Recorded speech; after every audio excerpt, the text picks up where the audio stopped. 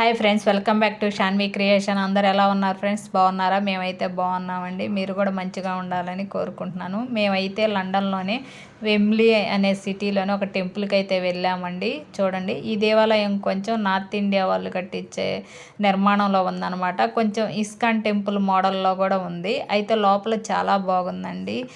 బయటికి రాబుద్ది కాలేదు. అంటే అందరూ వెళ్ళేలా చాలా ఎక్కువ దేవుని విగ్రహాలు ఉన్నాయి. ఇక్కడ శివపార్వతులు, శ్రీకృష్ణుడు, వెంకటేశ్వర స్వామి, సీతారాములు, వినాయకుడు, ఆంజనేయ స్వామి, ఇలా చాలా దేవుళ్ళు అయితే ఉన్నారండి. అంటే కొంచెం అయోధ్య భవ్య మందిరం టైపులో ఉందన్నమాట. చాలా బాగుంది.